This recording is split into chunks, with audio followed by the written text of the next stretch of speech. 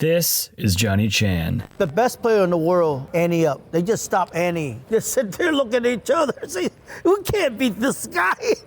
And we recently had the chance to sit down with him at the Gardens Casino in Hawaiian Gardens, California, where he shared untold stories from his past. Stories he's never told before. Let's talk about poker. So let's get into it. But before we do, a thank you to all the loyal subscribers of Poker Boom. This is our 100th video, so we knew we had to do something special. Please subscribe if you haven't yet and hit that notification bell so you never miss an episode. Alright, let's pass this one on to Johnny.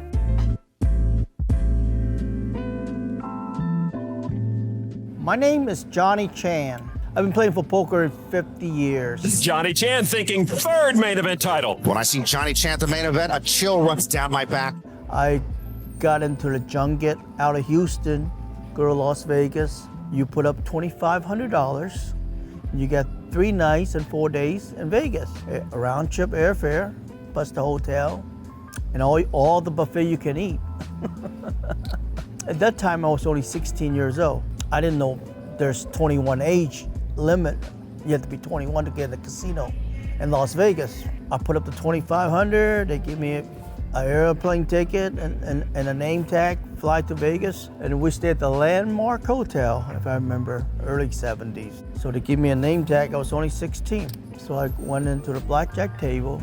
First time in my life, played blackjack in a casino in Las Vegas. The pit boss is Mr. C. You know, they give you a big old name tag.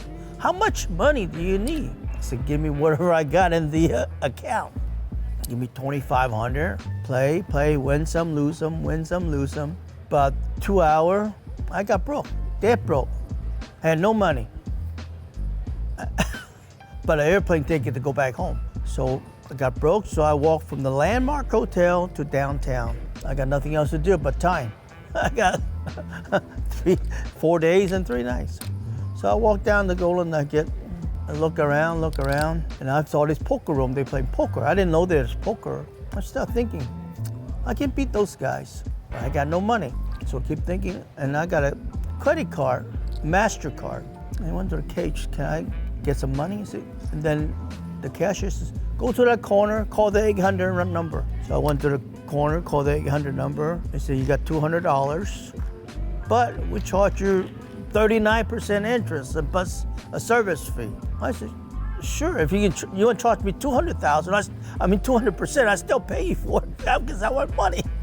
So I used that 200, got into the poker game. I remember we were playing $5 and $10 limit. So I had 2 stacks of $5 chips to play. Little did I know, weeks later, I ran that 200 to almost $30,000.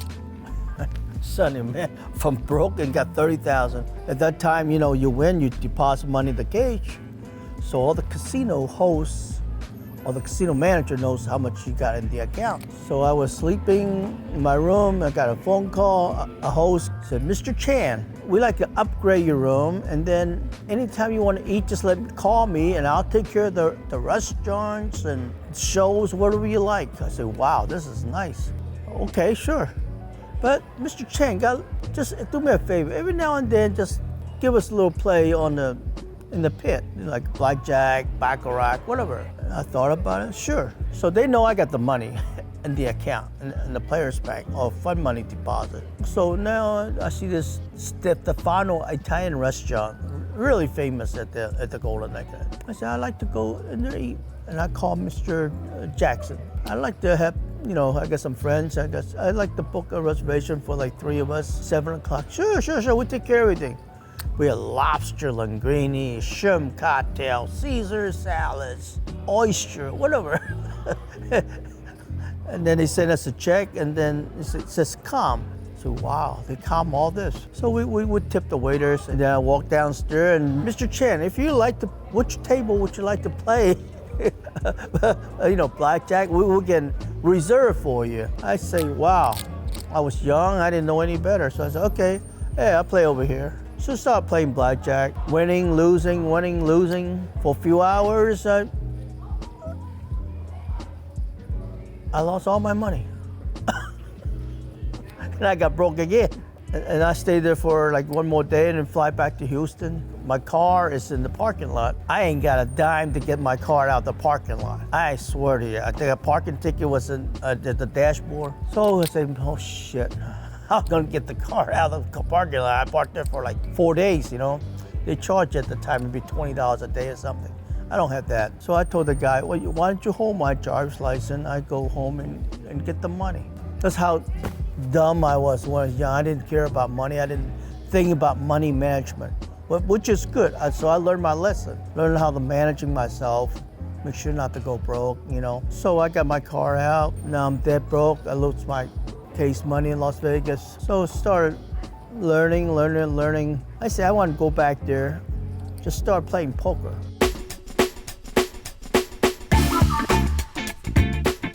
So we used to play poker at the farm shop after the basketball game, which back then was we call it the Showtime, with Magic Johnson, AC Green, Kareem Abdul-Jabbar, you know, all those great players. And I met Jerry Buss, which is owner of the Lakers. So around almost the World Series of poker. Yeah, we were playing poker in Jerry's office at the farm shop in 1987. And one night, Jerry told me $100, says, Johnny, I'd like to have 1% of you of the main event of the World Series of poker. You don't say no to Jerry, because Jerry is the nicest man I ever met in my whole life. He's always a gentleman. We've become good friends, you know. We play a lot of poker together. We spend a lot of time in Vegas playing whatever, you know, blackjack or roulette and poker. So sure enough, I won it that year. A few weeks later, I handed Jerry $10,000 for his $100 investment. But also, in the same year, the Lakers winning the World Championship of the NBA. I won it, the Lakers win it, and we were so happy. We would celebrate. Magic come by, say hello. Kareem come by, and also Jerry West stopped by and say hello back then. We have a great time. I wanted to remind Daniel, the Lakers are 9-time world champions. Fair enough. And we go to Hawaii for the Laker summer camp. We stay at the Sheratons. In the daytime, we watch the Laker practice. At nighttime, Jerry got a big old suite at the hotel, and we played poker. That was the greatest time of all time. I mean, Phil Hellmuth and Chip Reese, everybody come by. And then we go to nightclubs, and we have nice dinners and all that. He knows my family, I know his family. Sometimes it's difficult for those two to relate. But if they both get the same bonus, that is a trip to Hawaii, then suddenly they say, let's work for this together. Poker is like entertainment for Jerry. He just want to be around with the boys, talk about poker, talk about who's good and who's bad. And we're talking about basketball, who's the best team and who's the best shooter and all that. And then go to 1988, we played the farm shop, and Jerry told me another 100. He said, Johnny, you're lucky. I said, what do you mean? Well, last time I took 1% of you, the Lakers winning the championship. Here's 100. I hope we win it again. I hope you win it too. I said, Jerry, I think you're right. I hope so. So I took that 100 and he got 1% of me. And a few months later, I hand Jerry 10,000. I won the World Series back to back, and the Lakers winning the World Series back to back. I was a runner-up in 1989. The Lakers was runner-up in 1989. I mean, I cannot make this up. Back-to-back and runner-up. Same thing with the Lakers. My record, just like the Los Angeles Lakers, identical. Jerry, man, we're just a hair away. Back-to-back-to-back. Jerry says, you're right, man. I wish both of us did it. 1987, 88, and 89 was a great investment from Jerry Buss to me. One wish, I would invest on the Lakers. No, even 1% or 1/10 of 1%. That'd be the greatest investment in my life. I hope the Lakers go all the way, win another championship.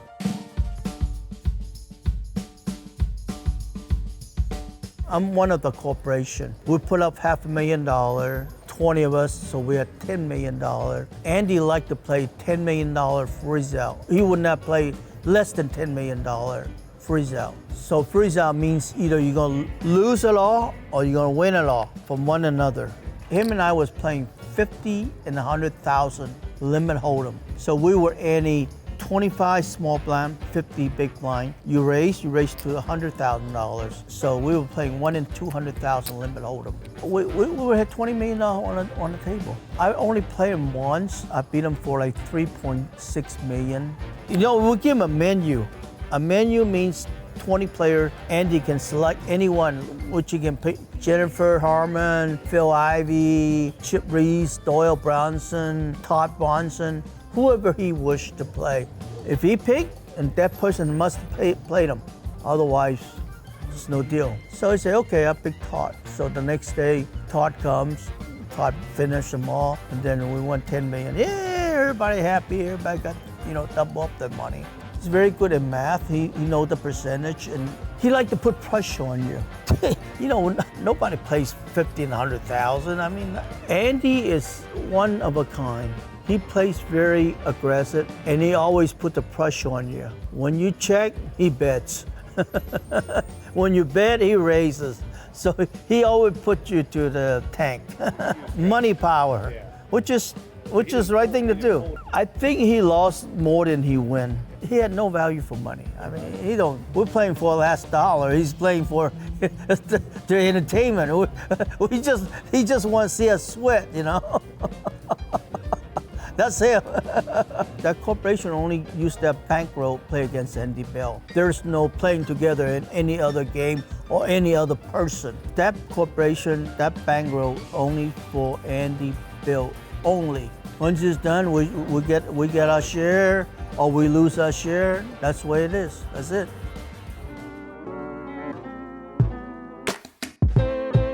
Back in 1998, we were at the Taj Mahal. We were filming the movie called Rounder. After the filming, we went to a nightclub, had a great drink with Ed Norton. Ben Affleck is a good poker player. We would play at the Borgata, I think, at the time when he was going with Jennifer. Jennifer would just sit there and watch us play poker, and she loved it. I think Ben is better poker player than Matt, 100%. He's more aggressive. He able to read cards better than Matt Damon. I mean, he able to read hands better than Matt, I would say. When he beat you, he liked to laugh at you a little bit. So I think Matt Damon have a better poker face. He done the movie. And then he looks at his cards, and he looks at me again. And he mucked it. I took it down. Did you have it? I'm sorry, John. I don't remember. Move on, Shan, you son of a... It was just only for the movie. Like somebody jump off the building. You think they really actually jump off the building? The answer is no.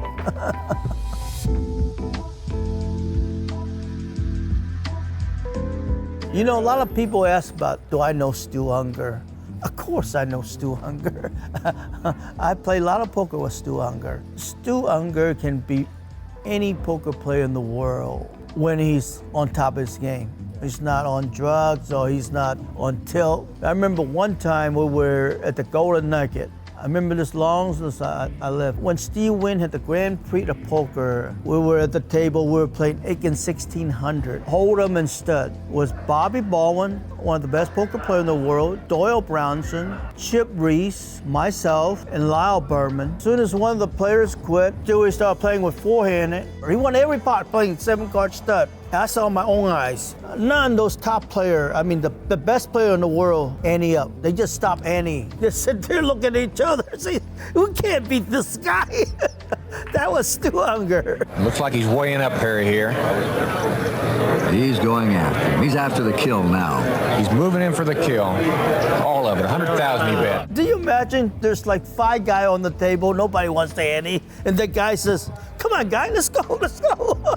Stu Ungar can make you look like a little baby in a poker table. He can make you just stop anteing. You just don't want to play with him, that's it. You put a chip in there, he's going to get it. Why would we keep throwing money at the guy? I remember one guy told me, playing gin rummy with Stu Ungar, you throw two cards out of your hand, he already knows what you have in the rest of your hand. That's how good he was. There's no mistaking. You can ask any poker player or gin player, Stu Ungar, as good as it gets. The best of the best. No question in my mind. Well, I just waited out. I had a lot of bad streaks in. I tried to just hang on until I got one good streak and then play it out. I won $300,000 in about an hour when it was down to $30,000. That was it. How you like play poker with a guy already know what you're holding in your hand? It's scary, isn't it? You're playing face up against the guy in the dark. It's tough. It's tough to beat. That's Stu Ungar for you.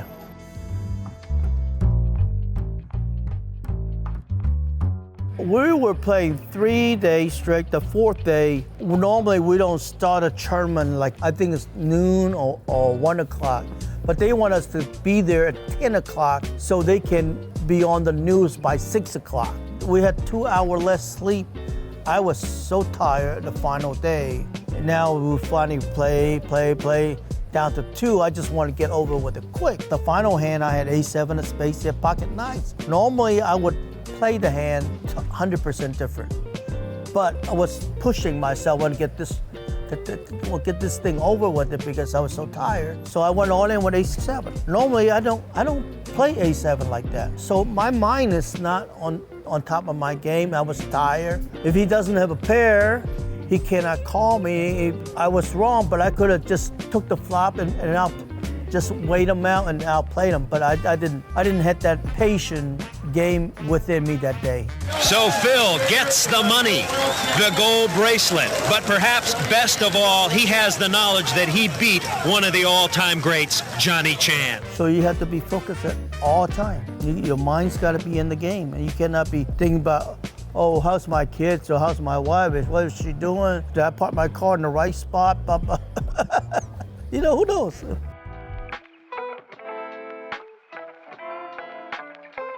Poker's been around for a long time. Playing poker, you meet people from all walks of life. Lawyers, doctors, actors, baseball player, football player, basketball player, hockey players. No other business or venture you can have the opportunity to sit at a table with an actor or with an NBA team owner. Only in poker business, I used to play poker with Carl Icahn. I mean, who would dream I would be playing poker with Carl Icahn in Atlantic City at his casino? We were playing one in 2007 card stud. If I don't play poker with Carl Icahn, I would never know how that man thinks. I mean, the guy in business is the best of the best. But if he's in a poker table, it's a different breed. He's just another fish in the ocean, you know. It's like the World Series, the main event. You buy 10,000, you play with anybody. But on the NBA, you put up 10,000. Could you play against Michael Jordan or Stephen Curry or, there's no way. But in the poker table, you're welcome, we play, we try to beat each other. But in basketball, we're drawing dead against Michael Jordan. Or even football, look at Patrick Mahomes. I mean, how good that guy is. We never go play football with Patrick Mahomes, all right? But poker is a different game, it's a different sport. Can you imagine? There's no war if everybody can play poker. What the hell are we fighting for? Let's go have a poker game, have a good time.